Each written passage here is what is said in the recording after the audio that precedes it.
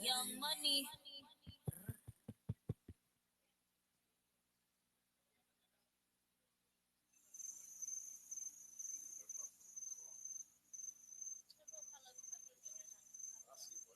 Bom dia, novamente aqui, né? Depois da nossa palestra em setembro sobre depressão.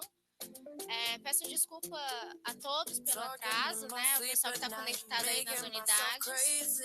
Vou baixar um pouco o som.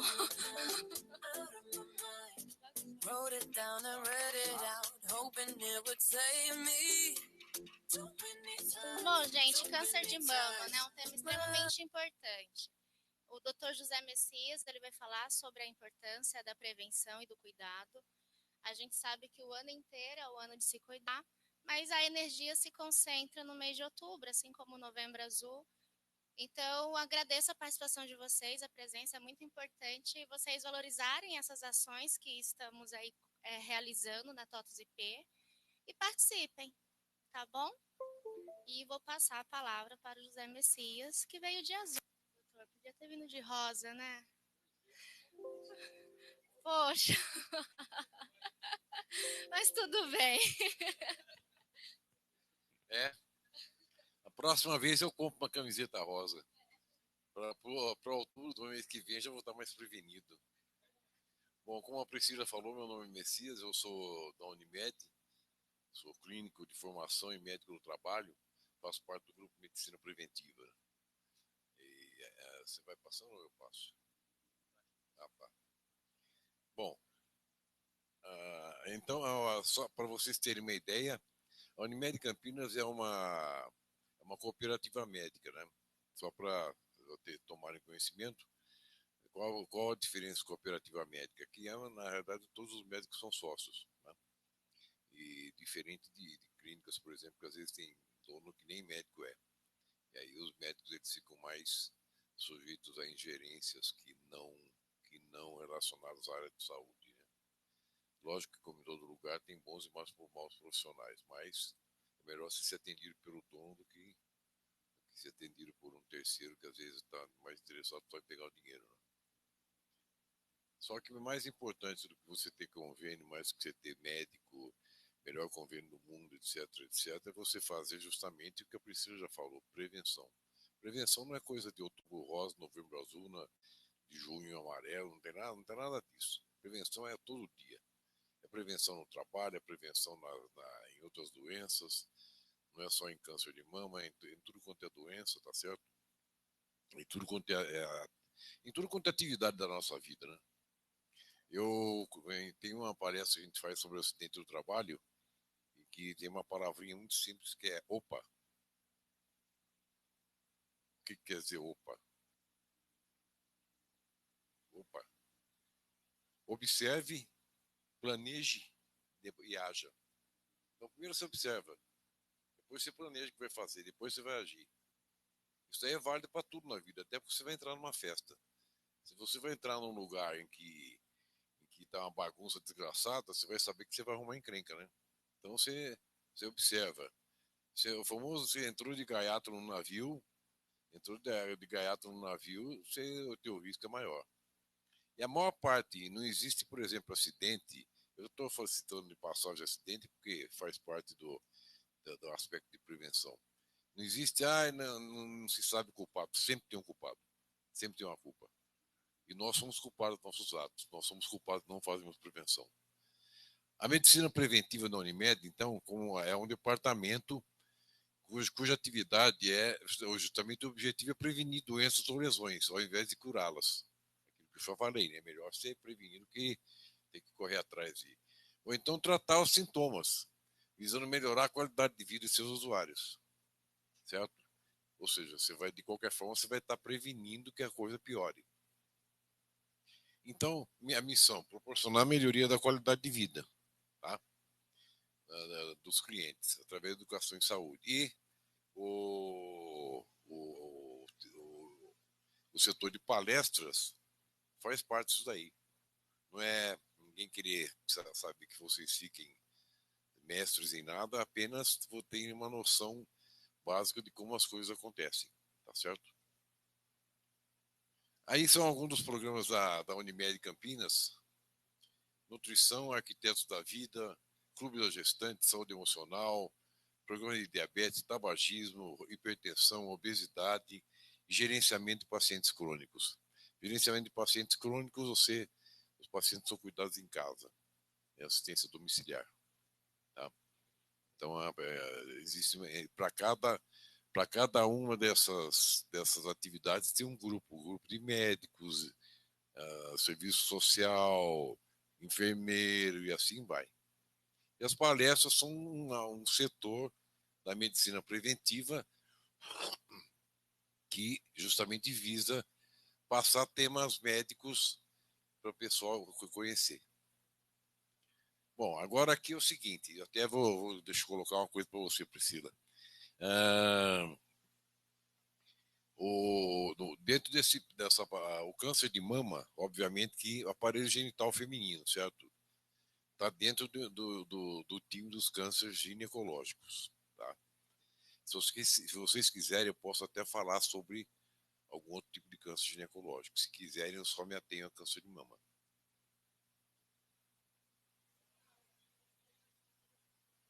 Tá. Do câncer? Tá. Então nós vamos iniciar com esse. Vamos falar sobre porque está inserido, né, no contexto de cânceres do aparelho genital feminino. Então, todo mundo já ouviu falar no HPV, né? Acho eu. Então, o HPV é um vírus, ele é causador, é o papiloma vírus, né? Ele desenvolve o quê? Câncer de colo de útero. Tá? Então, é por isso que atualmente se preconiza a vacinação de adolescentes, né? Femininos e masculinos também, que pode pegar ambos os sexos. Assim como os vírus, eles são micro-organismos que existem na natureza, eles estão lá no mundinho deles, né? Só que eles invadem a gente e atrapalham o nosso organismo, tá certo? E no total, só do vírus do HPV, o papiloma vírus, tem mais de 100 tipos. 100 tipos. É como se fossem primos, né? Assim como na AIDS tem 2, 3 tipos, na dengue tem 2, 3 tipos, na gripe tem vários tipos e assim vai, certo? Mas é tudo a mesma família. Então, 40 tipos atingem a região genital e anal, 15 tipos relacionados ao câncer de colo do útero, e a transmissão sexual e objetos também. Sendo que as mulheres infectadas são 2 vezes mais vezes que os homens. Os homens também são. Então é um vírus danadinho, né? Só que tem vacina. E a lenda que vacina deixa doente é uma das fake news mais ridículas que já jogou. Isso aí, principalmente no ano passado, né? Aí, por exemplo, ó, os tipos dele, né? É tudo o mesmo vírus. Só muda, digamos, a configuração estrutural dele, mais estrutural e interna, né, de cromossomos, etc.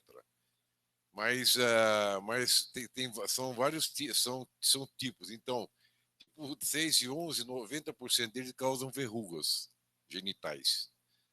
Os tipos 16 e 18, 70% estão relacionados com câncer de colo de útero. E tipo 31 e 45, 10% com câncer de colo do útero. Tipo 16, frequente no câncer de pênis. Mulheres infectadas 2 vezes mais que o homem. No câncer de colo de útero, a presença do HPV é 90 a 99% dos casos. Então, veja só a importância da educação desde cedo sobre a vacinação. Tá certo? E sobre, obviamente, higiene, métodos seguros de fazer sexo. Né? O câncer de colo de útero, fatores de risco: infecção pelo vírus, pelo papilomavírus, o número elevado de gestações, pílula anticoncepcional, tabagismo, infecção por HIV e outras doenças sexualmente transmissíveis, sífilis, gonorreia, cancro mole, e assim vai. Quando a gente fala em fator de risco, não significa que você vai ter necessariamente. É um fator de risco. Então, vai aumentar o risco de você ter algum problema. Não significa que você teve muito filho, você vai ter câncer de colo de útero. Ok? A gente vai, não vamos ter mais a câncer de colo de útero de mama, né? Que são os mais. Né? Então, são fatores de risco para o câncer de colo de útero, isso daí. Tá? O diagnóstico, como é que você faz? A prevenção, a palavra-chave em tudo, como aquela que eu falei no início, prevenção, detecção precoce. Exame ginecológico anual. Exame de Papa Nicolau. A colposcopia, se necessário, biópsia. Tá? Então, o ginecologista todo ano. E homem urologista todo ano, principalmente depois dos 40. Né? Essa é a estrutura do útero. Tem uma forma de pera. Aqui é a vagina. Aqui o colo do útero. Aqui o corpo do útero.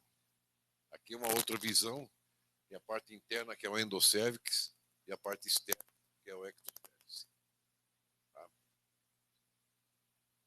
Então, esse é a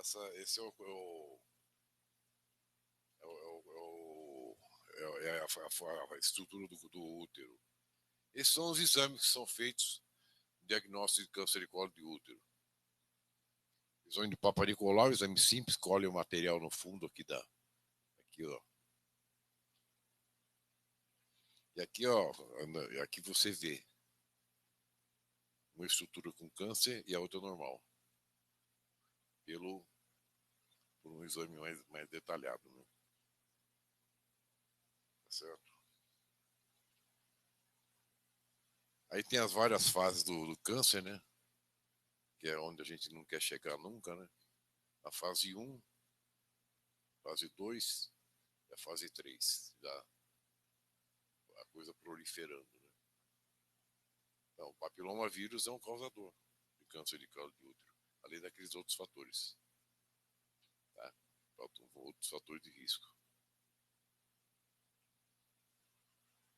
O câncer de colo de útero é a segunda neoplasia, que é um tumor, né? Neoplasia, tumor, mais incidente das mulheres, com variações nas diferentes regiões do Brasil. Por quê?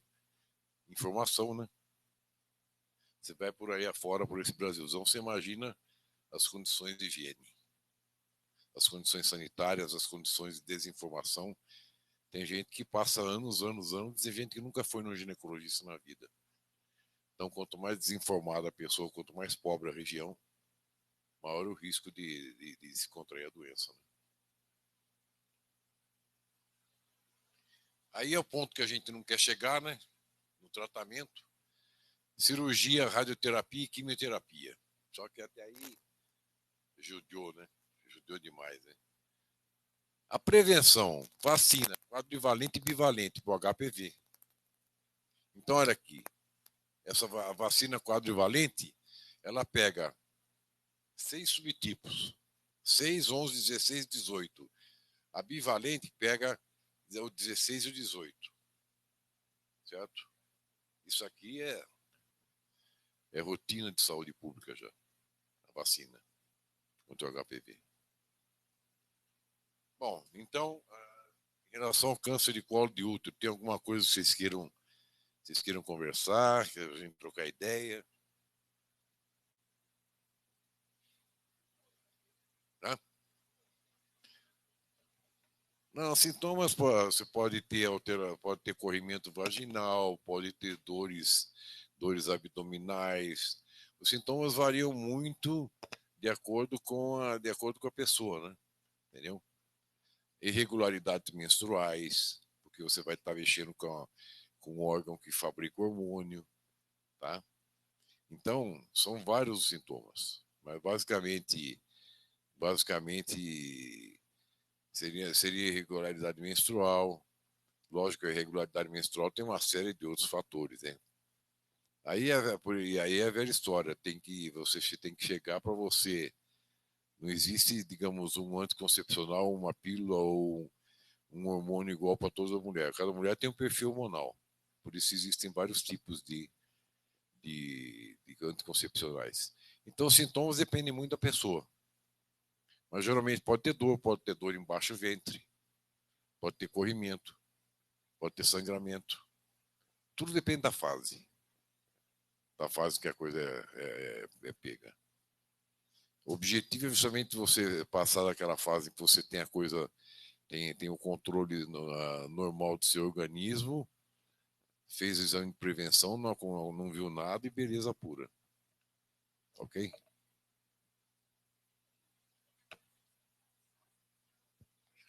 Hã? Basicamente sexual. Basicamente sexual. O papilomavírus é uma doença sexualmente transmissível. Ele não transmite, por exemplo, pelo ar, não transmite por espirro, entendeu? Não é como o vírus da gripe, por exemplo. Ele é um vírus específico, tá ok? Doutor, Oi. uma vez que contraiu HPV, mesmo assim, toma vacina, ela acaba sendo funcional ou não, perde o efeito? Não, a vacina, ela. Você perguntou por Isso. Ah, desculpa. Eu estava olhando para lá. Não, a vacina, na realidade, é para você não contrair, né? Aí, Não, porque depois de tem contrair, não, médicos. depois de contrair, você tem que fazer o tratamento, né? Você tem que curar as lesões, ou fazer biópsia, você tem que pegar a lesão no início para, em outras palavras, ressecar a lesão, tá certo? Você tem que tirar. Você tem que tirar aquele pedacinho aquilo que eu mostrei, as fases, né? Você tem que tirar a parte do útero que está afetada, tá certo? Esse é o tratamento. E a vacina é para prevenir. Vacina basicamente previne, não cura. Oi.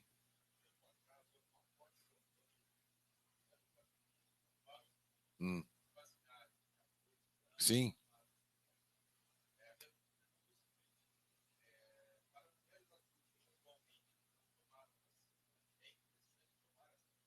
É.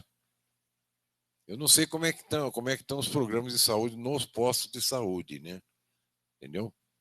Mas é que é coisa direcionada, né? Direcionada mais para os adolescentes.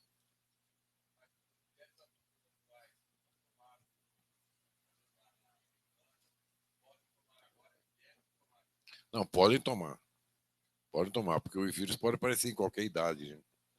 Tá certo? Só que as campanhas São, geralmente visam. É como você, por exemplo, tem uma época que você faz campanha de vacina da gripe, pega uma faixa etária. Depois você pega uma outra faixa etária. Isso, sinceramente, eu não sei. Não, o, não tem conhe- custo. o conhecimento que eu tenho, né, com o próprio ginecologista, é que nos postos é para atender essa faixa etária e aí a fase adulta já é particular a vacina. E não é muito acessível, é um valor alto. Se eu não me engano, é em torno de R$ 400 a vacina. E 2 doses. Então, assim, o público adulto, a fase adulta já dificulta e o preço é bem alto. O do posto não atende. O risco de contrair é em qualquer idade, né? Certo? Então, é isso que eu falei. As campanhas que a Priscila reforçou, as campanhas de prevenção existem para uma faixa etária. Tá certo? Agora, ah, se a pessoa, digamos, mais ou menos esclarecida e puder tomar quando adulta, é melhor, né? E tiver condições financeiras também, né? Claro. E, doutor, quando eu perguntei da vacina, por exemplo, tem vários tipos de HPV, né? Então, se você foi diagnosticado com um tipo de HPV, você pode tomar a vacina dos outros tipos, para prevenir Sim, os sim, outros, né? sim, E isso acontece mesmo, sim. né? Na verdade, eu não sei também como é que eles estão, por exemplo, se eles estão fazendo agora, nós vamos fazer a quadrivalente, agora vamos fazer a bivalente, etc e tal. Mas não sei como é, porque isso é programação intrínseca de posto de saúde, tem protocolos, né? Tem protocolo, por exemplo, para AIDS, tem protocolo para dengue, tem protocolo para um monte de coisa. Mas você pode tomar. E mais uma pergunta. Eu não sei o percentual, mas a última vez que eu vi é um percentual muito alto de mulheres com HPV, mais de Sim. 80%, né? Hum. Então é um número muito. Eu fiquei surpresa, mais de 80% do público feminino tem o HPV e às vezes nem sabe, né? É porque o problema é o seguinte, né? Não só o HPV, né? A incidência de sífilis aumentou, que é uma outra doença sexualmente transmissível. Por quê? Basta deixarem de usar camisinha, deixarem de usar preservativo. Começaram a descuidar, principalmente da população jovem. Então, realmente é aquela história. A prevenção da mesma forma como. Por que tá volta e meia vocês veem notícia? E agora estamos uma campanha de negócio de sarampo. Se você pensar em negócio das campanhas, você vai ver que é tudo a mesma. É tudo o mesmo esquema, assim. Tá tendo epidemia disso, epidemia daquilo e tal. Por quê? Porque houve descuido. Tem negócio da dengue. A dengue não tem vacina. Então, a dengue é só profilaxia. Por quê? Houve descuido das autoridades sanitárias. Então, sempre vai ter vai ter, digamos assim, alguma moléstia infecciosa na, dando uma atrapalhada na nossa vida. Certo? Mais alguma coisa, gente? Mais alguma pergunta? Não? Vamos continuar. Bom, então agora nós vamos falar sobre o câncer de mama, que na verdade seria o tema específico, né, da nossa palestra, né? Essa é a estrutura da mama, né? Claro, os tamanhos dependem, de acordo com a estrutura física de cada um, né? Mas tem o tecido de gordura, aqui são os alvéolos, né? Alvéolos são que nem, são bolinhas de ar, né? No pulmão tem alvéolo, né? Aqui o bico do seio e aqui os ductos lactíferos, tá certo? Essa é a estrutura da mama. Aqui vai entrar um outro conceito que vocês sabem o que é gânglio? Alguém sabe? E íngua. Então, a íngua é um gânglio inflamado. A íngua é um gânglio inflamado. Então, o que acontece? Nós temos os gânglios, eles fazem parte do sistema linfático. O que é o sistema linfático? É o nosso sistema de defesa do organismo, certo? Ah, assim, eles fazem parte dos nossos órgãos da imunidade. Então, tem cadeia de gânglio aqui, cadeia de gânglio aqui, cadeia de gânglio na axila, cadeia de gânglio na virilha, gânglio na região mamária, tá certo? Então, se você, aí vai se entender o porquê da palpação de mama ser importante. Se você tem um tumor, por exemplo, o tumor está localizado aqui.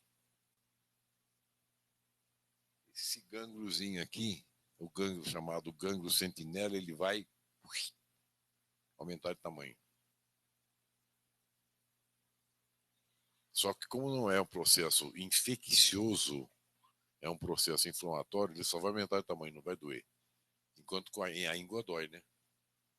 Inclusive esse negócio de íngua, de bolota, etc e tal, tem uma série de gente, todo mundo fica apavorado. Apareceu uma bolota. Os gânglios, se você tiver infecção de garganta, uma infecção de dente, etc e tal, vai aparecer gânglio embaixo da mandíbula. E às vezes eles não voltam ao normal, porque eles ficaram tão entumecidos, tão inchados, que eles pegam a infecção, vai embora, mas eles ficam do jeito que a guerra deixou. Que é uma guerra, né? A briga, a briga do nosso sistema imunológico contra as infecções e inflamações é uma guerra, certo? Então, na mama, aí a importância da palpação é você detectar o gânglio sentinela, certo? E depois a gente vai ter um gráfico falando sobre a palpação. Epidemiologia, ou seja, a gênese, é o segundo tipo de câncer mais frequente no mundo. Câncer de mama. Aí justifica-se plenamente Outubro Rosa e campanhas de prevenção, etc. e tal. Ok? Então, o segundo tipo de câncer mais frequente é o mais comum entre as mulheres, respondendo por 22% dos casos novos a cada ano. No Brasil, a taxa de mortalidade continua elevada, muito provavelmente porque a doença é diagnosticada em estágios avançados. Aí, mais uma vez, a nossa palavrinha prevenção foi esquecida, né? Então, se você fez uma palpaçãozinha da sua mama e viu alguma coisa estranha, opa, observe, planeje e haja, né? Então, vamos lá. Observei, planejei e vou agir, vou no médico, né? Na população mundial, a sobrevida após 5 anos é de 61%, pouco. Depois de 5 anos, 40% morrem. A estimativa de novos casos em 2014, 57.120. Ou seja, é muito câncer, né? Lembrando uma coisa, um negócio que eu não falei de início, câncer não é uma doença. Câncer são trocentas doenças. Cada órgão tem um tipo de câncer diferente. Por quê? As células de cada órgão são diferentes umas das outras. Então, por exemplo, as células do câncer de útero, do colo do útero, não são iguais às células do câncer de colo do câncer de mama. Certo?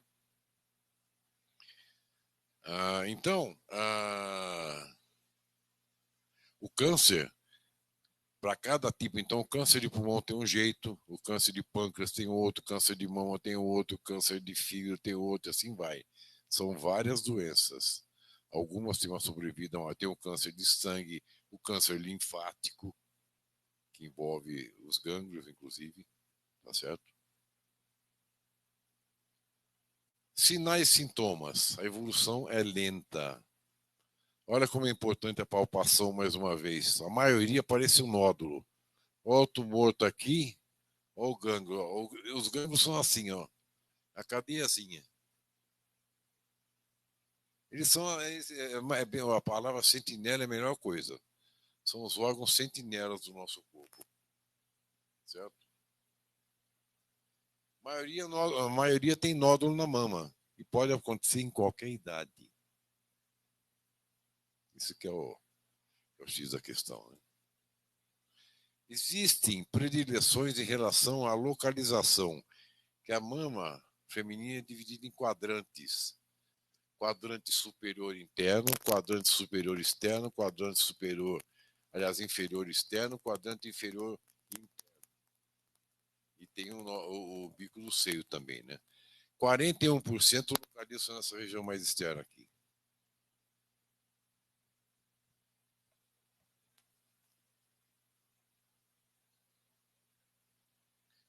Fatores de risco, assim como. Oi.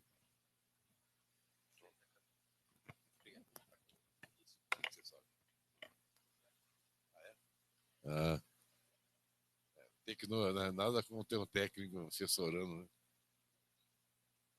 Então, da mesma forma, em tudo existe fator de risco. O fator de risco de eu ser atropelado se eu atravessar essa avenida aí devagar e não olhando direito é maior do que se eu não atravessar, certo? Então, para tudo tem fator de risco. Porque fatores de risco para o câncer de mama, obviamente, ser alto, ser do sexo feminino. Ele existe também no sexo masculino. Menarca precoce, ou seja, menstruação, primeira menstruação muito cedo. Por quê? Porque mexe com hormônio. Tudo a parte hormonal. Menopausa tardia, após os 55 anos. Não ter filhos, olha só. É a velha história, né? No câncer de colo de útero, a gente falou que há muitas gestações. Mas é a velha história, né? Que nem negócio de dieta, né? Não tem milagre, né? Você tem que ter uma disciplina. Você tem que ter uma disciplina. Não adianta você, de repente, fazer a dieta de um mês. Eu não acredito em dieta no sentido de coisas rígidas impostas. Porque você não vai conseguir tocar aquilo lá a vida inteira. Então você tem que transformar as coisas como rotina de vida. Então, o que acontece? Em tudo tem um fator de risco. Para isso que tem a prevenção. O fator de risco é para alertar. Então, o fator de risco de alguém que tem hipertensão na família é maior dele ter hipertensão do que não ter. Tá certo? Primeira gestação a termo após os 30 anos. Mãe ou irmã com histórico de câncer de mama. Não só câncer de mama, qualquer câncer. O câncer tem componente hereditário. Dieta rica em gordura animal, que isso daí é em tudo que não é recomendado, né? Dieta pobre em fibra, obesidade, principalmente após a menopausa, porque os hormônios estão lá todos desreguladinhos, né? Aí desregula a tireoide, desregula o açúcar no sangue, assim vai. E radiação ionizante. Então, os fatores de risco, eu vou ter necessariamente porque eu tive minha primeira menstruação com 10 anos. Não significa que vai ter. Mas o risco é maior. Então, se o risco é maior, eu vou me prevenir mais. Certo? Baixo no sexo masculino, mas existe. Primeira menstruação menarca após os 14 anos. Menopausa antes dos 45 anos. Primeira gestação a termo, amamentação precoce, idade inferior a 30 anos. Atividade física regular, isso aqui é a chave de tudo, né? Isso aqui é a chave contra a depressão, contra o estresse, contra câncer, contra um monte de coisa. E hábitos alimentares saudáveis. Claro que nem sempre a gente consegue, né? Por isso que é a velha história, né? Nem sempre o conselho da nutricionista a gente consegue seguir, né? Como é que você vai parar um belo todo dia tomar seu shake às 10 da manhã, né? Aí seu trabalho vai para onde, né? Certo? Então, mas você tem, então o que a gente tem que fazer? Tem que fazer o máximo possível e fazer exame de prevenção. Fazer exame de prevenção. Eu esse fim de semana fiquei dando castigo, fiquei com um dos exames mais chatos de prevenção que tem que fazer do check-up cardiológico é o tal do mapa, não sei se alguém já fez aqui. É um bicho chato, né? Você não pode fazer nada, porque senão ele vai apertando o teu braço, você tem que ficar quieto. Então você tem que entrar em casa e ficar quieto o tempo todo. Quer dizer, quieto o tempo todo não, mas não pode sair para rua, não pode dirigir, né? Mas são coisas que a gente faz para prevenção, né? Sinais e sintomas. Os caroços e nódulos que a gente já falou. Mesmo que não doam, principalmente. Aquilo que eu falei. Sinal que não tem infecção, não tem infecção. É uma inflamação. Secreção saindo pelo mamilo. É que tem os sintomas, que realmente faltou o gráfico em relação ao câncer de colo de útero. Né? E alterações na pele. Por isso que a inspeção, aliás, antes disso, tem um outro tipo de câncer mais raro, que é a doença de Paget, chamada doença de Paget, envolve o ducto lactífero. Lembra que a gente falou de onde sai o leite, né, para alimentar o bebê? Tá certo? Como é que você vai fazer? Primeira coisa, isso aí dá para se fazer todo dia, né? Autoexame. Autoexame. Hábito pode salvar a sua vida. Hein? Examinar após a menstruação, a menopausa na primeira semana do mês, mas não substitui o exame de rotina. O ginecológico todo ano. A forma de palpar corretamente. Você vai em frente ao espelho, procurando alteração no formato das mamas. Deitada, procurando nódulos. Procurando secreção no mamilo. Certo? Forma de palpação. É como se estivesse tocando piano. Você vai. Lembrando sempre que a incidência maior é aqui no quadrante superior externo. Tá? Então, palpação é importantíssimo. Não substitui a rotina de exame, né? Mas aqui, ó. Levantando o braço, palpando, secreção. Olhar no espelho para ver se não tem alteração de pele. Tá? Os exames, mamografia, que já também é exame de rotina. Aí, no caso, já em casos assim, numa suspeita maior, ultrassom, termografia, punção, biópsia e exame de secreção. Aí já são fases que você já está um pouco mais, o médico já está mais preocupadinho, né? A mamografia, como é um exame simples, sem tem, você tem uma câmera, um raio-x, se ajeita a mama na região lá. 35 a 40 anos é ano base. Você, com 30 e poucos anos, você já tem que começar a fazer mamografia. O que não significa que não vá fazer antes. Qualquer suspeita, qualquer indicação de alguma coisa que possa estar levantando alguma preocupação, vamos fazer uma mamografia. E você faz para outras coisas também, né? Para ver se tem alguma outra irregularidade na mama. Dos 40 aos 50 anos, 2 anos, a cada 2 anos, é obrigatório. E acima de 50 anos tem que fazer anualmente. Aqui nenhum de vocês está nessa na faixa da obrigatoriedade, né? Mas, de novo, a velha palavra, prevenção nunca é demais, né? Aí é aquela coisa que a gente não quer chegar, né? Cirurgia, radioterapia, quimioterapia, hormonioterapia. E às vezes é aquele ponto mais agradável, eu acho que é a coisa mais a mutilação da mulher, né? Ter que arrancar a mama, né? Quer dizer, aí é o fim do mundo. Então, realmente. Então, veja só, o autoexame e os exames anuais já podem resolver perfeitamente a questão. Sobre câncer de mama, era basicamente isso que a gente tinha a dizer, gente. Alguma coisa, vocês querem trocar ideia? Deixa eu ver se tem pergunta aqui. A drenagem linfática ajuda na prevenção? Não, a drenagem linfática já é mais um método terapêutico. Já é quando já foi diagnosticado, isso. Já é mais um método terapêutico, porque drenagem linfática é justamente você vai. Drenagem linfática é usado para um monte de coisa, inclusive depois de cirurgia plástica, né? Sim. Certo? Mas especificamente se fazer drenagem linfática para prevenir câncer de mama, eu desconheço. Você não vai ficar no lugar toda hora massageando mama, né? Tá certo?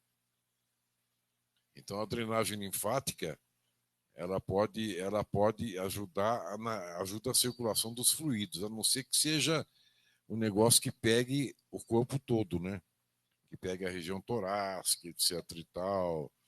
Porque você não sabe, os fatores de risco para o câncer são outros. Não são, por exemplo, a inatividade ou o acúmulo de gordura. Então, no caso, especificamente em relação à mama, é mais terapêutico do que profilático. Oi.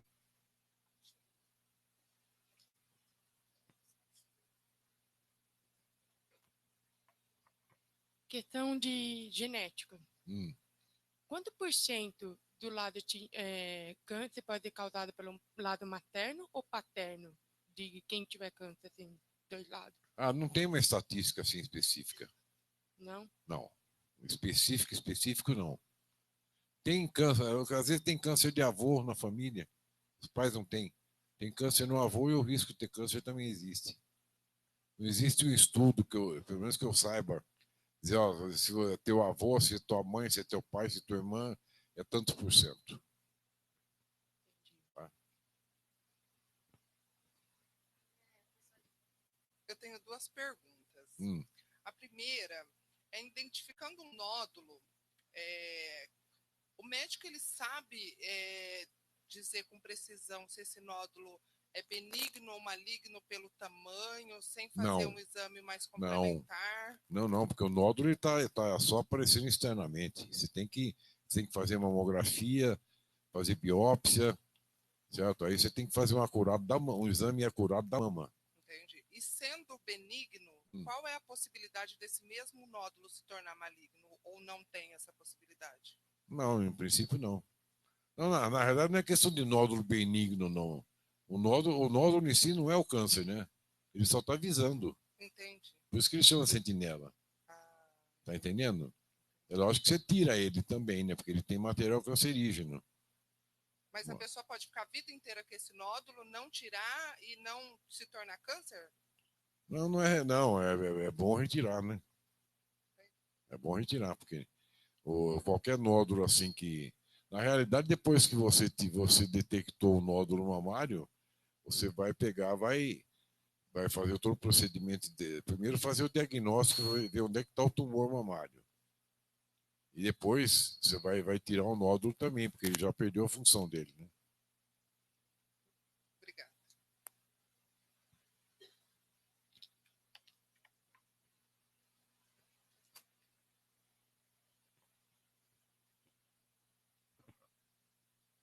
Apesar do índice de câncer masculino ser bem baixo, o tipo de prevenção é o mesmo para o homem também ou difere alguma coisa?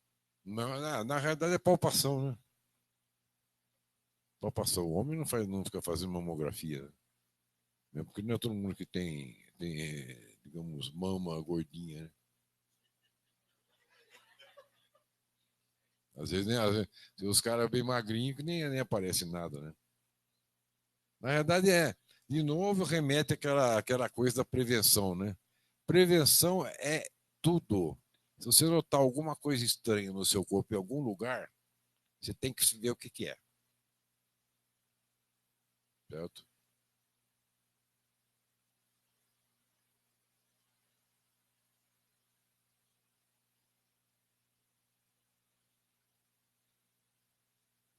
Oi.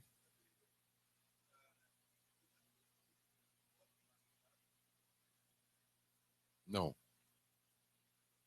Não, porque pelo menos até agora não tem nada, porque senão você já teria sido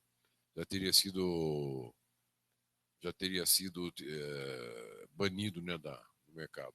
Embora tenha muita substância cancerígena por aí, né? Mas pelo menos até o momento não se conhece, né? Porque é feito até, inclusive, depois de exame, depois de cirurgia de silicone, etc e tal, você faz ultrassom para ver se não tem cicatriz interna, certo? Ver se não tem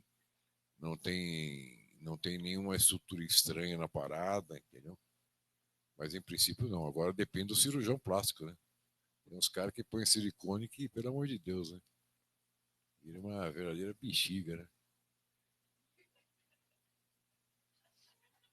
Alguma pergunta a mais? Acho que ok, doutor. Bom, gente, então, basicamente, eu acho que a gente aproveitou, né, falar sobre câncer de mama e falamos sobre o câncer de colo de útero. Só uma última lembrancinha, existe também o câncer de ovário, que a gente não tem o material que brevemente será colocado, tá? Isso vai envolver no aparelho, que na realidade, Priscila, a palestra foi sobre câncer ginecológico, né? Eu acho que é melhor assim, enfoque maior, né? E acho que deu para ter o que interessa em termos de câncer de mama, deu para ser enfocado, né? Então, aqui, então, voltando ao nosso útero, né? Nosso nome de vocês, né? Mas sabia antes que tem homem aqui na parada, você já viu, né? Ia sobrar para mim, né? Eu não. Então aqui nós temos o útero. Então, vagina, colo do útero, corpo do útero. Existe um outro tipo de câncer ginecológico, que é o câncer de endométrio. Aqui é toda da mesma forma como a gente tem a nossa camada de pele, células recobrindo por todos os órgãos internamente, tem a sua pele. E a pele interna do útero é o endométrio. Então, olha aqui. Olha aqui, ó. Como é que é a estrutura dela. Esse aqui é o fundo de saco uterino. Né? A estrutura. Olha aqui o câncer. A vermelhidão sempre é um mau sinal. para procurar negócio de mancha, de localização, etc. E tal, a vermelhidão sempre é um mau sinal. Sinal que tem coisa inflamada. Tá? Então, o endométrio é uma estrutura que colhe por dentro o útero, que pode ser vítima de câncer também. Aqui a estrutura da vagina, colo, câncer aqui, ovário, tá certo? Ó, onde se localiza. Logicamente que numa situação dessa é prevenção, é cirurgia, né? Curetagem, né? É a forma de... E aí a prevenção são os exames, né? O exame ginecológico anual. Você vai ver tudo, você vai ver o colo, vai ver o corpo do útero, vai ver o útero por dentro, né? Aqui o que a gente não quer chegar, né? Cirurgia, radioterapia, quimioterapia, hormonoterapia. Existem exames, né? Política Nacional de Atenção Oncológica, Programa de Atenção, Controle de Câncer de Mama e Câncer de Colo de Útero. Tem lei, aqui no lei que não falta no Brasil, né? Mamografia obrigatória maior de 40 anos de idade. E o Papa Nicolau. Quem não fizer isso não gosta da vida, né? E é isso, gente. Tá? Abordou de uma forma geral, abordou além do câncer de mama, abordou o câncer de colo de útero e o câncer de endométrio de uma maneira que seja, digamos assim, didática para vocês. Né? E a gente está à disposição, qualquer coisa. Alguma pergunta? Não? Bom, doutor, muito obrigada mesmo. Palmas para o doutor.